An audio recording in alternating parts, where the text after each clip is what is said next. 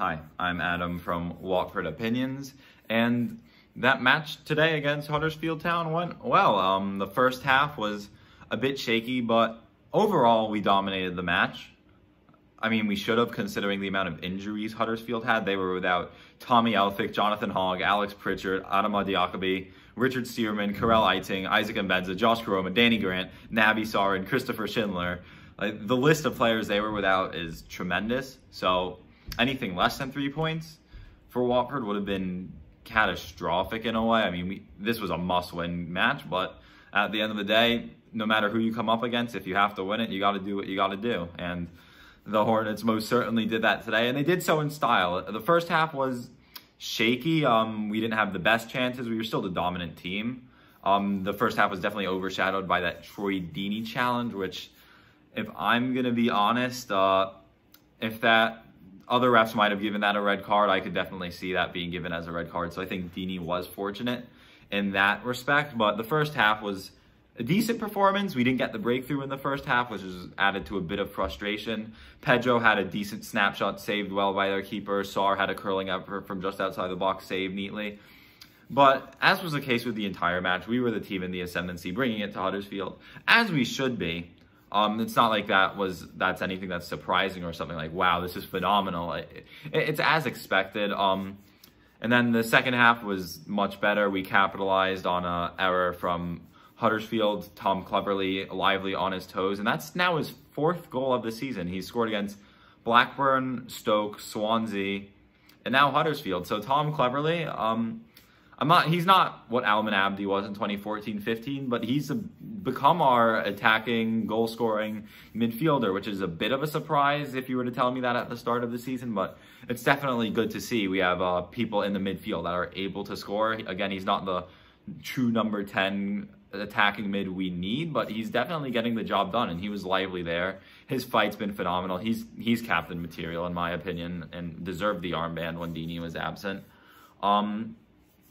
And then the second goal, Kiko Femenia did really well on the side to get past his man across the box. Joao Pedro looks a breath of fresh air having him back starting over Andre Gray.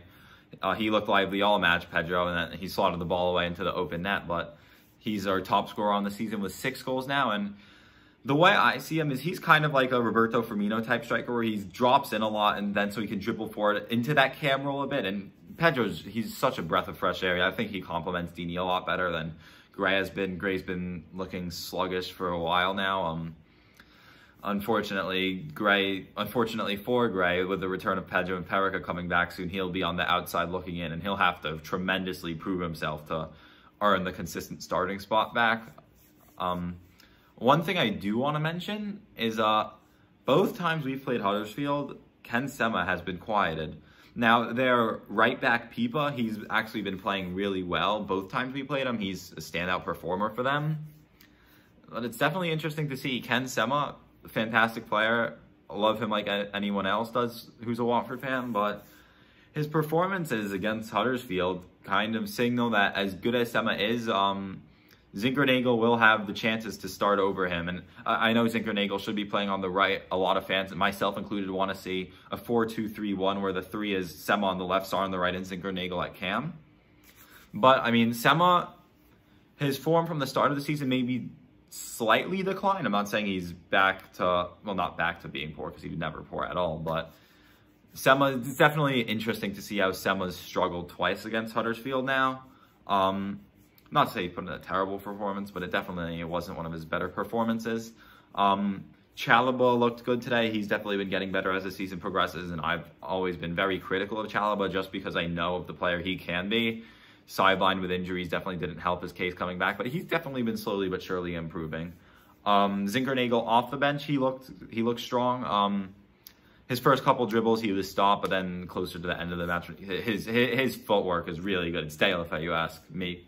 So it's going to be exciting to see him play. Hopefully he'll start midweek against Barnsley, which will be very interesting to see what Xisco decides if he's going to rest Sarr or Sema or start all 3 of them or put Zinkernagel on the bench again. So that's going to definitely be interesting to see. It was nice to see Bachmann get a league start. Foster missed out with a finger injury. Hopefully Foster's back soon. But Bachmann's definitely giving Cisco food for thought. I've written an article about this recently as well. But Bachmann has what it takes to be a true number one in the championship. If you were on another team, he'd definitely be a starter. So Foster will probably be our number one until he loses it rather than Bachmann wins it, because Bachmann's already proved he's worthy. But it's definitely going to give Zisco some food for thought. He didn't have a very active game, but a clean sheet's a clean sheet, and he did what he had to do very well. Yeah, that's all that I can think of from this match. Please leave your thoughts in the comments, and thank you for watching.